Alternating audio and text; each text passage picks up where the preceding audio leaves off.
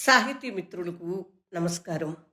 వనజ తాతినేని కథలు ఛానల్కు సుస్వాగతం.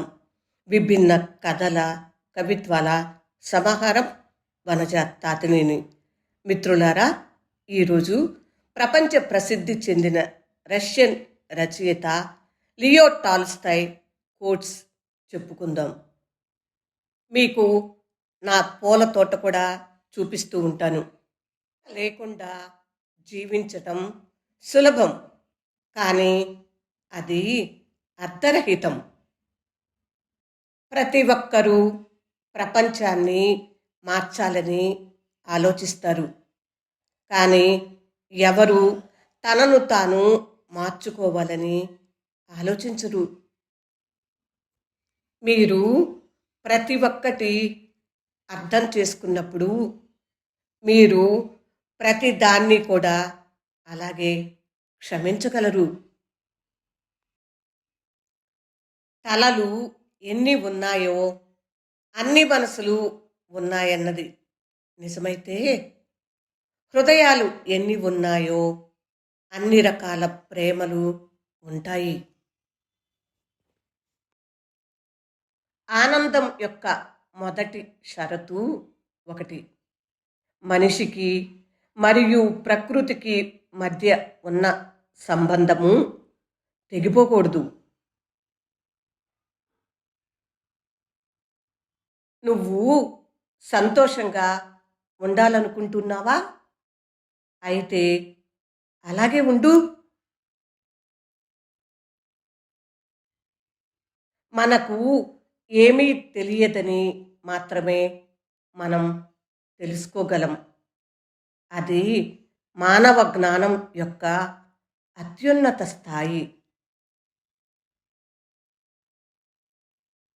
బలంగా ప్రేమించగల సామర్థ్యం ఉన్న వ్యక్తులు మాత్రమే గొప్ప దుఃఖాన్ని కూడా అనుభవించగలరు. కానీ ప్రేమించటానికి అవసరమైన ఈ కోరిక వారి దుఃఖాన్ని ఎదుర్కోవటానికి మరియు వారిని నయం చేయటానికి ఉపయోగపడుతుంది.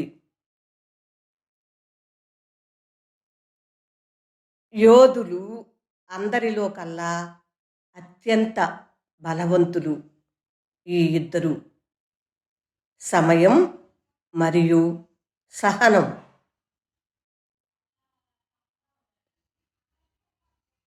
మీరు నొప్పిని అనుభవిస్తే మీరు బతికే ఉన్నట్టు.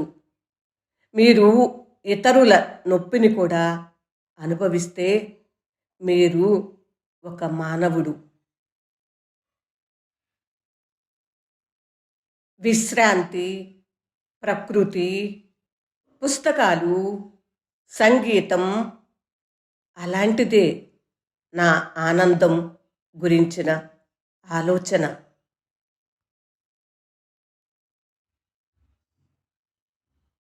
బలమైన వ్యక్తులు ఎల్లప్పుడూ సాధారణంగా ఉంటారు.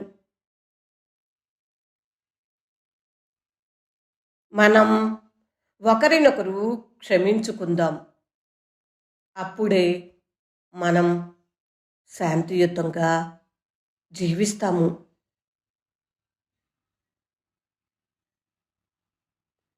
విన్నారు కదా మిత్రులారా, Leo Tolstoy quotes.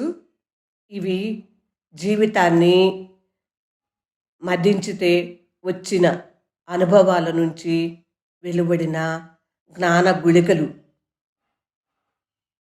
Leo Tolstoy ఈ కోట్స్ అన్నింటినీ తన సాహిత్యంలో ఎక్కడో ఒకచోట చెప్పబడినవి. మనం కూడా ఈ కోట్స్ను గమనించుకుంటూ మన జీవితాన్ని మంచి మార్గంలో నడిపించుకుందాము.